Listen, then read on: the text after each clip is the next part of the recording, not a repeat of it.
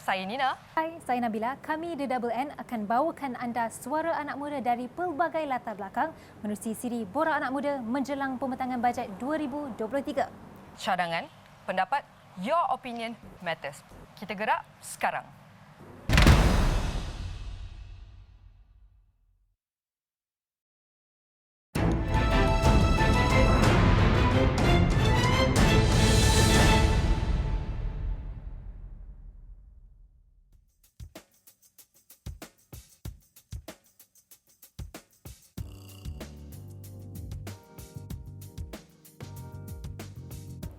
Hai, Assalamualaikum dan salam sejahtera. Kita kembali dalam siri Borak Anak Muda dan pada kali ini fokus kita ialah tentang pendigitalan. Kita tahu pendigitalan ni sudah meluas digunakan dalam Malaysia, bukan dalam Malaysia saja, malah satu dunia, dan ia bukanlah pengukur tentang status seseorang, malah ia menjadi satu keperluan dan bukan lagi kehendak. Jadi untuk kita bantu kita lebih faham tentang pendigitalan ini, kita ada bersama saya ialah COO Satu Kreatif, Encik Daniel Fikri. Muhammad Daniel Fikri, apa khabar? Baik.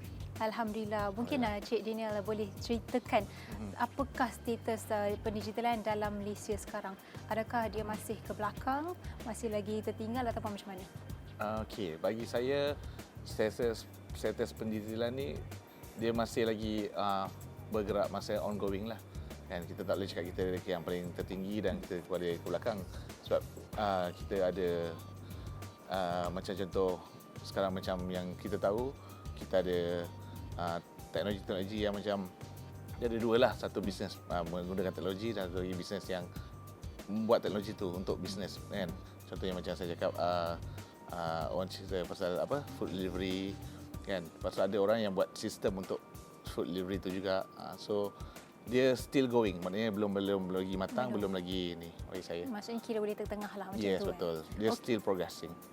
Mungkin ada yang tahu dan ada yang tak tahu apa sebenarnya kepentingan. Mungkin ada yang menganggap, mungkin orang lama-lama lah menganggap oh tak pentinglah benda-benda ni kan. So jadi mungkin Encik Din jelaskan kepada mereka apakah kepentingan dari pendigitalan ni sebenarnya. Okey, macam saya dari pandangan saya sebagai seorang usahawan kan, saya ada pada dua-dua tahap. Maknanya dulu sebelum tiada benda ni semua, di zaman Yellow Pages, kita buat berniaga sampai ke sekarang lah. Maknanya kita ada semua berteknologi lah. Macam maknanya kita buka komputer, benda tu dah boleh dapat kan.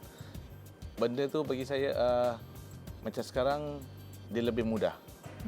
Dia lebih mudah sebab kita macam dulu kita tak ada benda yang kita tak ada. Sekarang ni kita dah ada lah. Contohnya macam saya cakap tadi, kita menggunakan dulu buku kalau kita nak cari supplier kita kena call, check buku, listing, kena fax. Zaman sekarang lepas tu dia berubah pada email. Lepas tu macam sekarang saya rasa dia lebih mudah, dia gunakan hanya telefon pintar saja. Dan kita boleh dapatkan apa benda yang kita nak tu, jawapan tu pada hari ini kan. Aplikasi contohnya aplikasi chat tu lah. Jadi macam mana di pendigitalan ni boleh membantu anak muda, tak kisahlah dari segi dia nak buat bisnes ke pembelajaran ke, macam mana dia boleh memberi kepentingan kepada mereka? Okey, bagi anak muda kalau dia bagi saya pun yang saya nampak di bahagian-bahagian bandar memang diorang ambil tahulah dan diorang menggunakan, kebanyakannya menggunakan lah. Macam kita tahu sekarang ni kalau kat internet tu macam-macam benda diorang dah jual lah kan, daripada menggunakan platform ataupun menggunakan website sendirilah. Okay, so tapi yang mana yang ketinggalan tu bagi yang saya nampak diorang masih hard untuk terima benda tu. Maknanya nak ketunjuk, selalunya macam saya bila bercerita dengan usahawan, diorang nampak duit tu dulu, lepas tu baru diorang cerita macam mana kita buat. Maknanya bila cakap okey kita marketing online, baru kita dapat 10,000 contoh. Baru dia ada interested, dia nak buat apa itu digital marketing contohnya itulah. Nah, sekarang kita dah tahu tentang kepentingan pendigitalan ni dalam sektor dalam golongan anak muda ni, macam-macam dia boleh buat, belajar, dirikan bisnes dan sebagainya, juga menghubungkan antara satu sama lain. Tapi mungkinlah apakah cabaran bila pendigitalan ni, mungkin macam-macam cabaran yang mendatang. Jadi apakah cabarannya tu? Cabarannya mungkin antaranya dari segi kewangan kan? Ya, dari segi contoh satu dari segi kewangan lah. Bila kita digital ni ada dua benda. Satu kita cerita pasal contoh kalau dari segi marketing lah. Perniagaan dia ada satu free cost, satu lagi is yang menggunakan duit lah kan. So tapi macam kita selalu belajar daripada sebelum kita berbelanja untuk buat marketing tu, selalunya kita yang free cost dulu lah. Kan bila kita dah tahu yang free course ni macam mana dia punya result, baru kita pergi kepada yang menggunakan duitnya marketing lah. Jadi sekarang kita dengan adanya aplikasi seperti TikTok, Instagram, sekarang banyak zero cost marketing tu kan, kita boleh berguna pakai benda Yes, tu. betul. Tapi dia tak semudah yang kita sangka lah. Contoh macam TikTok marketing semua. Dia perlukan orang cakap disiplin yang tinggi. Maknanya kalau contoh kena post tu, kalau boleh konten tu hari-hari. Kan selalunya kita sebagai owner business, selalunya kita belajar basic, and then selalunya kita akan outsource ataupun kita hire orang yang pakar untuk buat benda tu. Sebab dia lagi orang cakap lagi tepat benda tu daripada kita sendiri yang buat. Kena ada konsistensi. Yes, konsistensi. So jadi bagi Encik Dina sendiri dah lalui daripada bisnes daripada zaman sebelum ni, mendirikan bisnes daripada zaman yalah tak ada internet lagi, social media. So perbezaan dari situ, marketing dari situ lebih mudah ke macam mana? Sangat mudah. Contohnya saya dulu start dengan perniagaan repair komputer. Dari dulu yang bantu saya adanya dari segi marketing, kira orang cakap mulut ke mulut lah. Kan, orang bagi tahu, jiran bagi tahu kan, tapi lambatlah sale tu bergerak. Macam sekarang ni you dah tahu mana platform you nak tekan, you buat advertisement, you run, you dapat reach lebih banyak berganda-ganda daripada yang sebelum ni. Jadi sepanjang kerjaya Cik Dina ni, ada tak approach mana-mana agensi kerajaan ataupun NGO untuk minta sokongan ataupun bantuan dari segi dana? Okey. Untuk Dari segi dana tak ada, tapi dari segi pembelajaran saya join kelas dengan InScan lah. So saya ambil yang pernah saya join lah kelas, contohnya macam mana nak buat video menggunakan telefon pintar. Ada kelas macam tu? Ada kelas macam tu. Macam tu, lepas tu saya belajar contoh macam mana nak buat WhatsApp marketing. Kelas macam tu lah daripada agensi kerajaan lah. Kerajaan. So free ke ada kos di situ? Ada kos di situ, tapi murah lah. So war-warkan kepada anak muda, sebenarnya ada kelas-kelas sebegini yang anak muda perlu ambil perhatian ataupun ada inisiatif untuk cari kelas-kelas sebegini, sebab kadang-kadang anak muda tak tahu kan? Ya, betul. So macam mana Cik Dina cari sendiri ke macam mana? Macam kita tahu pun banyak sebab kita pergi kepada event-event government. Bila government ada buat contohnya entrepreneurship day ke, kita pergi ke sana, kita tanya apa yang untuk kita. Selalunya banyak untuk kita, untuk Sawan ni, tapi macam cakap lah, dia masih sama-sama lagi lah benda tu. Maksudnya bila kita pergi cakap okey dia ada grant ni, grant tu, tapi bila kita follow up ke depan, kita pergi ke office ke apa, dia cakap benda tu dah habis, contohnya tu lah. Maksudnya limited lah, terhad tempatnya. Limited, terhad, ya. Okey, mari kita sentuh sedikit tentang bajet 2023 ni. Okey, tak semestinya lah tahun ni. Sebelum-sebelum ni, macam Cik Dina sendiri memang ambil perhatian atau tidak tentang pembentangan bajet ataupun sekadar okey, saya dengar je. Okey, sebab kita sebagai usahawan ni sebenarnya kita hari-hari kita sebenarnya sibuk. Okey, tapi bila macam kawan-kawan kita cerita, oh bajet nak keluar, kita pun tak ambil tahu. So tapi saya rasa saya dengar pasal bajet ni, ambil tahu secara detail pun dalam masa 5 tahun ke 8 tahun sebelum ni lah.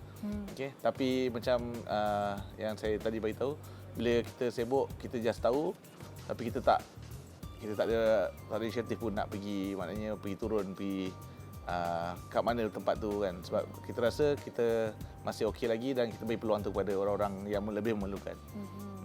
Ataupun mungkin Cik Dina macam sebenarnya tak tahu macam mana nak dapatkan peruntukan tu, sebab mungkin ada peruntukan yang okey sesuai dengan kriteria Cik Dina, tapi mungkin tak tahu, tak pasti di mana nak dapatnya. Selalunya kita just tahu kalau kita dengar bajet pun, kita dengar contohnya dia okey dia bagi sekian menggunakan bank sekian. Selalunya kita akan research sendirilah. Kita akan buka komputer, kita akan research sendiri, ada tak nama benda tu, nama program tu kan. Kalau ada, kena pergi ke bank ke apa tu, kita selalunya kita akan pergi straight kepada tempat tu lah dan bertanya terus. Okey, jadi untuk bajet 2023 yang akan dibentangkan tidak lama lagi, yang akan datang 7 Oktober depan ni, apakah harapan sebagai seorang CEO company pendigitalisasi ni, apakah harapan Cik Dina sendiri untuk anak-anak muda? Okey, harapan saya untuk bajet 2023 ni, saya nak dia lebih orang cakap tersasar. Cakap maknanya spesifik lah. kan. Maknanya kepada siapa dan siapa yang pemberi dan siapa yang penerima tu senang untuk dia mencari benda yang kira dibentangkan dalam bajet tu lah. Supaya lebih detail lah Yes, siapa detail, boleh dapat, sasar, dapat kat mana, Ya. berapa jumlahnya. Ya. Okey. Itulah perkongsian daripada Encik Daniel tentang digitalisasi secara amnya buat anak muda. Kita akan teruskan bersama Nina Rozman di segmen kedua bersama tetamu seterusnya. Kita kembali selepas ni.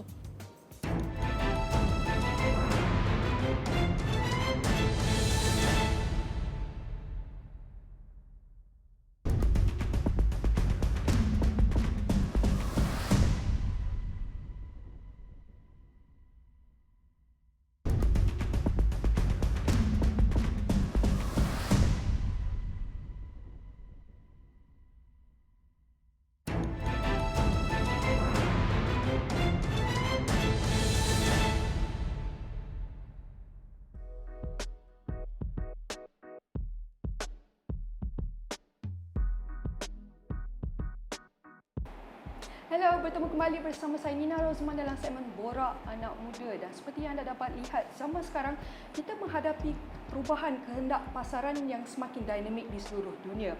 Ini melibatkan iaitu industri digital yang merangkumi pelbagai aspek kehidupan harian kita yang memberi kesan besar kepada masyarakat, terutama golongan anak muda. Dan golongan belia harus bersedia sedia untuk menguasai teknologi digital bagi menggerakkan dasar ekonomi negara. Dan sudah sedia bersama saya untuk membincangkan mengenai lebih lanjut mengenai perkara ini adalah Azwar Zainuddin, merupakan Ketua Pegawai Eksekutif Satu Kreatif. Jadi Azwar, saya nak ucapkan terima kasih kerana sudi bersama saya pada kali ini. Jadi Azwar, sebelum kita meneruskan perbincangan kita mengenai pendigitalan, boleh ceritakan sedikit tak apa peranan Satu Kreatif dan apa objektif utama Satu Kreatif? Terima kasih Nina, terima kasih kerana sudi datang ke pejabat kami. Satu Kreatif merupakan sebuah organisasi syarikat perunding dan latihan yang mempunyai visi untuk memperkasa usahawan melalui kreativiti, inovasi dan juga penggunaan teknologi.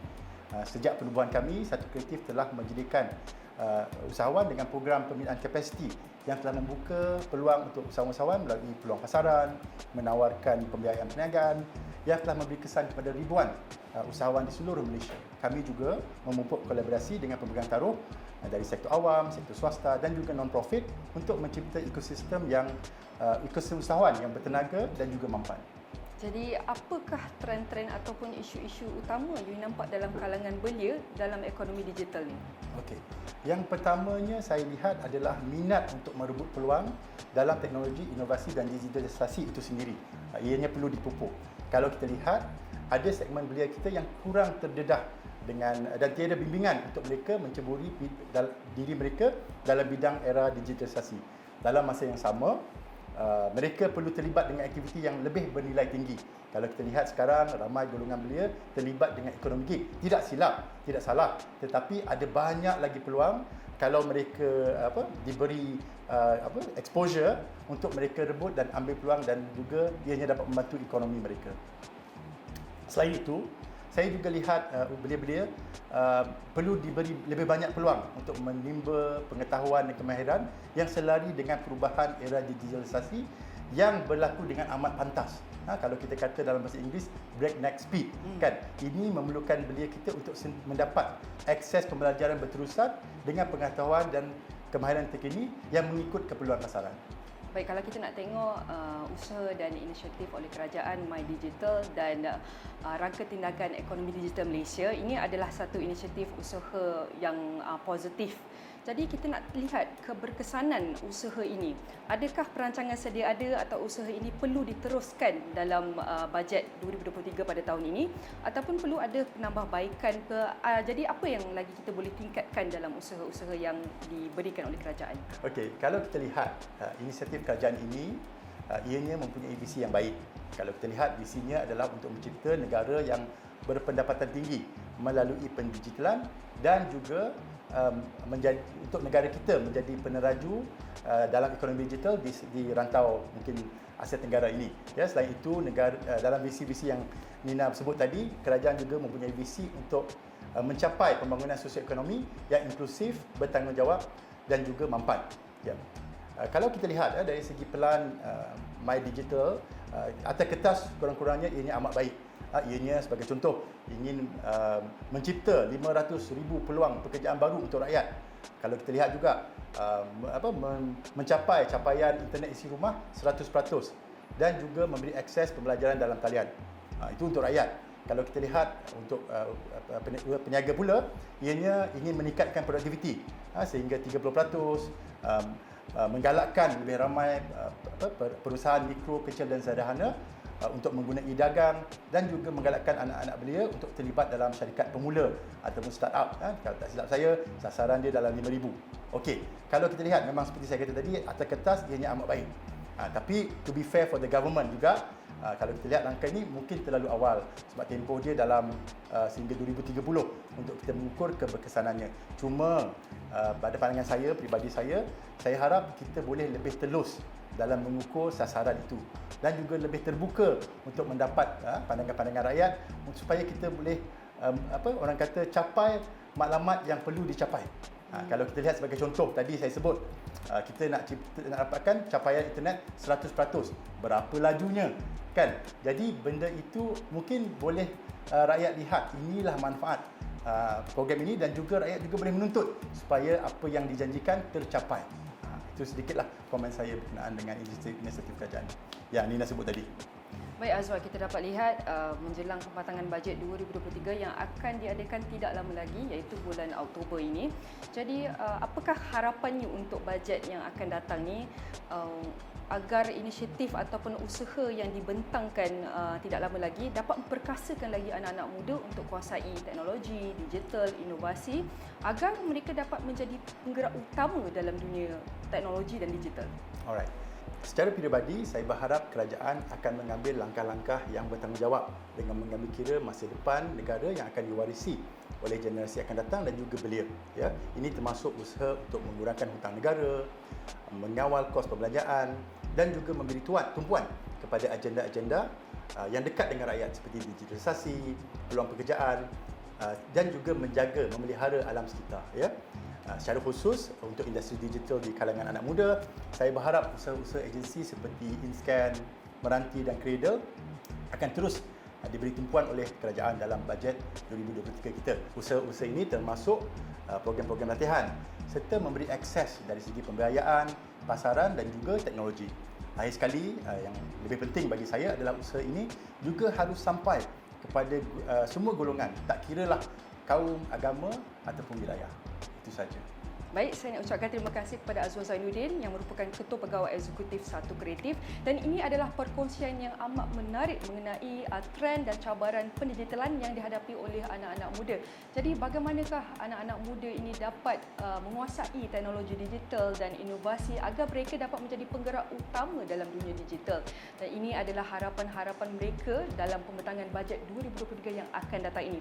Dan segala perkongsian ini akan kita rangkumkan dalam astrawani.com dan juga aplikasi Astrawani. Bertemu lagi dalam segmen Borak Anak Muda bersama saya Nina Rozman. Bye.